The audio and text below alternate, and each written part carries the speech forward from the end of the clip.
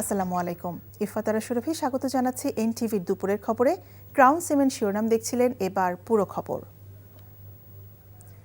যারা বিশৃঙ্খলা সৃষ্টি করে দেশকে অস্থিতিশীল করতে চায় তাদের থেকে সতর্ক থাকার আহ্বান জানিয়েছেন প্রধানমন্ত্রী তারেক রহমান। দিনাজপুরে কাহারোলে দেশের ৫৪ জেলায় খাল খনন কর্মসূচির উদ্বোধন অনুষ্ঠানে তিনি একথা বলেন। বিএনপির রাজনীতি দেশ গড়ার রাজনীতি বলেও মন্তব্য করেন তিনি। খাল খননের মাধ্যমে দেশ গড়ার কর্মসূচি শুরু হলো বলেও জানান তারেক রহমান। দেশব্যাপী খাল খনন কর্মসূচির মাধ্যমে খাদ্য উৎপাদন বাড়বে বলেও আশা প্রকাশ করেন সরকার প্রধান। আপেল শাহরিয়ারের রিপোর্ট। দেশব্যাপী খাল খনন কর্মসূচি উদ্বোধন অনুষ্ঠানে দুপুরে দিনাজপুরের কাহারোলে পৌঁছান প্রধানমন্ত্রী তারেক রহমান। উপজেলার শাহপাড়া এলাকার খালটি পুনরায় খননের মাধ্যমে উদ্বোধন করেন প্রধানমন্ত্রী। তারেক রহমান নিজেই খালে নেমে এই কর্মসূচিতে স্বেচ্ছাসেবীদের সঙ্গে কাঁধে কাঁধ মিলিয়ে কর্মসূচিতে অংশ নেন। বিএনপি নির্বাচন ইস্তেহারে সারা দেশে মৃতপ্রায় খালগুলো আবারও খননের পরিকল্পনায় ছিল। উদ্বোধন শেষে জনসভায় যোগ দেন তিনি। কৃষিকাজে এই খাল খনন গুরুত্বপূর্ণ ভূমিকা রাখবে বলে জানান প্রধানমন্ত্রী। প্রায় ১২ কিলোমিটার লম্বা এই খালটা ইনশাল্লাহ আমরা সম্পূর্ণভাবে যখন কাজ শেষ করতে পারবো, সম্পূর্ণভাবে যখন কাজ শেষ করব, তখন কিন্তু প্রায় ৩১,০০০ কৃষক এখান থেকে পানি পাবে, এই খালের সুবিধা পাবে ৩১,০০০ কৃষক। এবং ১২০০ হেক্টর জমি এই খালে যে পানি থাকবে সেই পানির সেচ সুবিধার মধ্যে আসবে। ৩.৫ লক্ষ মানুষ এই খালের পানির সুবিধা পাবে, এই খালের পানি বিভিন্ন ভাবে তারা ব্যবহার করতে পারবে। এবং শুধু তাই নয়, সবচেয়ে বড় যে বিষয়টি হচ্ছে এই এলাকার কৃষক ভাইরা, এই এলাকার কৃষানী বোনেরা, তারা যে ফসল উৎপাদন করবে, এখন যেই ফসল উৎপাদন হচ্ছে তার থেকে প্রায় ৬০,০০০ মেট্রিক টন বেশি ইনশাল্লাহ ফসল উৎপাদিত হবে। সমগ্র বাংলাদেশে ইনশাল্লাহ আগামী ৫ বছরে আমরা প্রায় ২০,০০০ কিলোমিটার খাল খনন করব। দেশের মানুষের আর্থসামাজিক উন্নয়নে সরকার নিরলসভাবে কাজ করে যাচ্ছে বলে জানান তিনি। ইনশাল্লাহ আপনারাই গড়ে তুলতে পারবেন আগামীর ভবিষ্যৎ বাংলাদেশ। শুধু আমাদেরকে পরিকল্পনা করতে হবে এবং আমাদেরকে সতর্ক সজাগ থাকতে হবে যে বিভিন্ন রকম কথাবার্তা বলে কারা দেশে বিশৃঙ্খলা তৈরি করতে চায় তাদের বিরুদ্ধে আমাদেরকে সজাগ থাকতে হবে। পারবেন? কে পারবেন? খেয়াল রাখতে হবে। অনেকে আছে মিষ্টি মিষ্টি কথা বলে কিন্তু বিভ্রান্ত করতে চায়, কিন্তু আমাদের রাজনীতি হচ্ছে কৃষকের উপকার করা, আমাদের রাজনীতি হচ্ছে মা বোনদেরকে স্বাবলম্বী করে তোলা। পর্যায়ক্রমে দেশের বিভিন্ন জায়গায় খাল খনন কর্মসূচি বাস্তবায়ন করা হবে বলে জানান প্রধানমন্ত্রী তারেক রহমান। Apel Shahriar, NTV news, Dhaka. এই মুহূর্তে দিনাজপুরে কাহারোলে আছেন আমাদের স্পেশাল করেসপন্ডেন্ট হাসান মাহমুদ, সেখান থেকে সরাসরি যুক্ত হচ্ছেন তিনি। হাসান, খাল খনন এবং প্রধানমন্ত্রীর পরবর্তী কর্মসূচি সম্পর্কে আর কি তথ্য আছে আপনার কাছে? খাল খনন কর্মসূচি ইতিমধ্যে উদ্বোধন করেছেন প্রধানমন্ত্রী এবং ডান পাশে খাল এবং এখানে মঞ্চ করা হয়েছে, এখানে তিনি বক্তৃতা করেছেন। বক্তব্যে তিনি যে কথাগুলো বলেছেন যে বিএনপির রাজনীতি সম্পর্কে তিনি কিছুটা ব্যাখ্যা দিয়েছেন যে বিএনপির রাজনীতি মানুষের ভাগ্য উন্নয়নের রাজনীতি এবং মানুষের জন্য সেই রাজনীতিটা বিএনপি করে থাকে এবং সেই কারণে তিনি বেশ কিছু তার বক্তব্যে বলেছেন যে বিএনপি এবার ক্ষমতায় আসার পর থেকে এবং ১ মাস আগে নির্বাচনের সময় নির্বাচনের পথসভা এবং জনসভায় যে বক্তব্যগুলো তারেক রহমান বলেছেন তিনি যে দিয়েছেন সেগুলো তিনি ১ মাসের মধ্যেই ক্ষমতায় এসে বা শপথ গ্রহণের পর থেকে কিন্তু বাস্তবায়ন শুরু করেছেন এবং তিনি এক এক করে সেই তার বাস্তবায়ন করা যে কর্মসূচিগুলোর কথা এক এক করে কিন্তু এখানে উপস্থিত মানুষের উদ্দেশ্যে বলেছেন যে কৃষি কার্ড বাস্তবায়িত হবে আগামী মাসে এবং তিনি বলেছেন যে ফ্যামিলি কার্ডের কথা তিনি বলেছেন সেটি শুরু করেছেন, স্বল্প আকারে হলেও সেটি শুরু করেছেন, এই অঞ্চলেও সেটি শুরু হবে। এবং সবচেয়ে বড় কথা হচ্ছে যে এই যে খাল তিনি শাহপাড়া খাল, কাহারোলের যে শাহপাড়া খালটি উদ্বোধন করলেন, একই সাথে কিন্তু আজকে ৫৩টি জেলায় কিন্তু এই খাল খনন কর্মসূচির উদ্বোধন হয়েছে এবং এই খালটি হচ্ছে ১২ কিলোমিটার এবং এই ১২ কিলোমিটার খাল যখন খনন হবে এবং শেষ হবে তিনি এখানে বলে গেছেন যে তিনি আবার এই খাল খনন হয়েছে কিনা সেটি দেখার জন্য কিন্তু আবার আসবেন।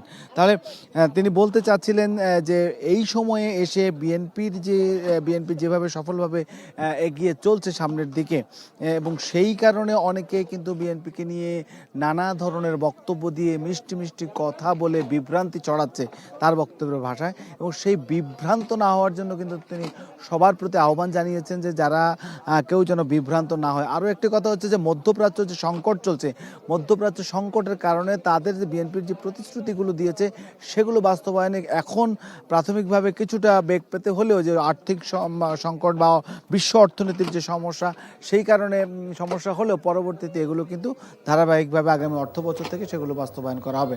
এরপরে তিনি দিনাজপুরে কবর জিয়ারত করবেন তার নানা নানির, এবং এরপরে তিনি সেখানে একটা ইফতার মাহফিলে যোগ দেবেন। জানছিলাম দিনাজপুরে কাহারোলে খাল খনন কর্মসূচি সম্পর্কে। এদিকে প্রধানমন্ত্রীর উদ্বোধনের পর সরকারি উদ্যোগে দেশব্যাপী নদী নালা খাল জলাধার খনন ও পুনঃখননের কাজ শুরু হয়েছে। দুপুরে দেশব্যাপী নদী নালা খাল জলাধার খনন কর্মসূচি অংশ হিসেবে ফরিদপুরের ভাঙ্গা উপজেলার মানিকদহ ইউনিয়নের বলেরবাগ থেকে সোনাখোলা পর্যন্ত খাল খনন কর্মসূচির উদ্বোধন করেন পররাষ্ট্র প্রতিমন্ত্রী শামা ওবায়দ ইসলাম। নোয়াখালী সদর উপজেলার নোয়াখালী ইউনিয়নের পেটকাটা খাল 10 কিলোমিটার পুনঃখনন কাজের উদ্বোধন করেন প্রধানমন্ত্রীর উপদেষ্টা মোহাম্মদ ইসমাইল জবিউল্লাহ। দুপুরে নোয়াখালী বিজ্ঞান ও প্রযুক্তি বিশ্ববিদ্যালয়ের পাশে নোয়া হাউজিং প্রজেক্টের উন্মুক্ত স্থানে এক সুধী সমাবেশের আয়োজন করা হয়েছে।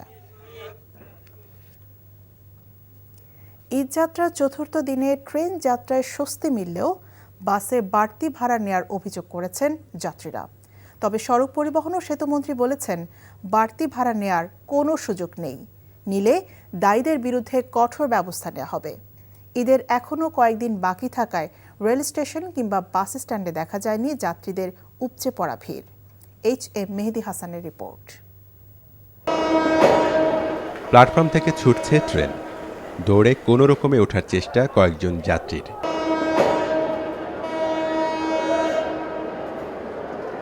গেল কয়েকটি ঈদযাত্রায় সময় মেনে ট্রেনের এমন যাত্রা মুক্তি দিয়েছে যাত্রীদের অপেক্ষার দীর্ঘ ভোগান্তি থেকে। পরিবার প্রিয়জনের সাথে ঈদের আনন্দ ভাগাভাগির এমন সুযোগ থেকে বঞ্চিত হতে চান না জীবিকার তাগিদে শহুরে জীবনে অভ্যস্ত নাগরিকেরা। টিকিট যেদিন পাইছি ওই দিনে ঈদের মতো আনন্দ মনে হয়েছে। ঈদের 2-3 দিন আগে বাড়িতে যেতে পারে অনেক ভালো লাগতেছে। সবাইকে নিয়ে একসাথে ঈদ করার প্ল্যান মানে অনেক আনন্দময়। সবাই সাথে ঢাকাতে তো থাকি, মানে সবাই একসাথে বাড়িতে যাচ্ছি ঈদ করার জন্য। মা নাই, বাবা আছে, ভাই আছে, বোন আছে, অন্যান্য সব আত্মীয় স্বজন আছে, সবাইকে মিলেই ঈদটা হবে, নাহলে তো ঈদ হয় না। ঈদের আগের দিন পর্যন্ত যত ট্রেন ঢাকা ছাড়বে তার প্রতিটিই যেন সময়মতো প্ল্যাটফর্ম ত্যাগ করে, সেজন্য সর্বাত্মক চেষ্টা চলছে বলে জানান কমলাপুর স্টেশন ম্যানেজার। ট্রেনের সময়ানুবর্তিতা ঠিক রাখার জন্য যার যার কাজ সুতীক্ষ্ণভাবে পর্যবেক্ষণ করা হচ্ছে, যেন পাওয়ার, ক্যারেজ এবং অপারেশন এই স্মুথলি হয়। এদিকে রাজধানীর মহাখালী বাস টার্মিনাল পরিদর্শন করে সড়ক পরিবহন ও সেতুমন্ত্রী সাংবাদিকদের জানান, গণপরিবহনে নির্ধারিত ভাড়ার চেয়ে বেশি নিলে কঠোর পদক্ষেপ নেওয়া হবে। যথেষ্ট সংখ্যক বাস এখানে স্টপেজে রাখা গিয়েছে, যত্রতত্র পার্কিং নাই, শৃঙ্খলাও আছে। 700 টাকা নির্ধারণ ভাড়া, হয়তো 700 নিচ্ছেন, কেউ আবার 20 টাকা কম নিয়ে 680 দিচ্ছেন। অর্থাৎ নির্ধারিত ভাড়া ক্রস করেছে এরকমের কোনো নজির আমি গত 7 দিনে পাইনি কোথাও। তবে রাজধানীর সায়েদাবাদে দুটি পরিবহনে নির্ধারিত ভাড়ার চেয়ে বেশি আদায়ের অভিযোগ পাওয়া গেছে। রেগুলার ভাড়া তো 500 ছিল, এখন আমি 550 থেকে কাটলাম আজকে। না, ঈদগুলো কোনো ভাড়া বাড়ে না, নোয়াখালী ভাড়া বাড়ে না। ভাড়া হচ্ছে 550 টাকা, আমাদের কাছ থেকে 700 টাকা নিচ্ছে, বলছে ঈদের সময় বাড়তি। এটা ইম্পসিবল। হানি এন্টারপ্রাইজ কখনো 10 টাকা যাত্রী থেকে বাড়তি নেয় না। আমাদের 10 মিনিট পর সকালে গাড়ি গেছে 550 টাকা করে বরিশাল। ঈদের শেষ মুহূর্তেও কোনো রকম ভোগান্তি ছাড়া ঈদযাত্রার আশা ঘরমুখ যাত্রীদের। HM Mehedi Hasan, NTV news, Dhaka. নারায়ণগঞ্জের রেলওয়ে পুলিশের একজন উপপরিদর্শক সহ দুজনকে মারধরের অভিযোগে দুজনকে আটক করেছে পুলিশ। বাকিদের ধরতে চলছে অভিযান। রোববার রাতে অভিযান চালিয়ে দুজনকে আটক করা হয়। এরা হলেন শহরের গলাচিপা এলাকার অনিক ও মিস্টার। আহত SI মিজানুর রহমান এবং কনস্টেবল আরিফুল ইসলাম হাসপাতালে চিকিৎসাধীন। রোববার বিকেলে শহরের উকিলপাড়া এলাকার ঢাকা নারায়ণগঞ্জ রেল লাইনের পাশে এই ঘটনা ঘটে। স্থানীয়দের অভিযোগ, দুই যুবককে মাদক সংশ্লিষ্টতার মিথ্যা অভিযোগে পুলিশ ভ্যানে তোলার চেষ্টা করছিলেন ওই পুলিশ সদস্যরা। এ সময় ক্ষুব্ধ জনতা তাদের মারধর করে। তবে পুলিশের ভাষ্য, আসামিদের ধরতে গেলে তাদের সহযোগীদের হামলার শিকার হন তারা। বাণিজ্যমন্ত্রী খন্দকার আব্দুল মুক্তাদির বলেছেন, দ্রব্যমূল্যের দাম সহনীয় রাখতে যা যা করা প্রয়োজন সরকার তা করবে। সরকারের পক্ষ থেকে দুপুরে সিলেটে মসজিদের ইমাম ও মুয়াজ্জিমদের মাঝে ঈদ উপহার বিতরণ শেষে তিনি এসব কথা বলেন। বাণিজ্যমন্ত্রী বলেন, এখন পর্যন্ত নিত্যপণ্যের সরবরাহ স্বাভাবিক রয়েছে। মানুষের কষ্ট না হয় সেই বিষয়টি মাথায় রেখেই সরকার কাজ করছে। এর আগে সরকারের পক্ষ থেকে সিলেটের মসজিদের ইমাম ও মুয়াজ্জিনদের হাতে ঈদ উপহার তুলে দেন তিনি। এই ছিল দুপুরের খবরে। এই খবরের ভিডিও সহ আপডেট জানতে ভিজিট করুন এনটিভি অনলাইন www.ntvbd.com। এছাড়াও এনটিভি জনপ্রিয় সব অনুষ্ঠান এবং খবরের আপডেট জানতে ভিজিট করুন আমাদের ইউটিউব ও ভেরিফাইড ফেসবুক পেজ। এরপর দেশের খবর দেখার আমন্ত্রণ রইল। ধন্যবাদ সবাইকে।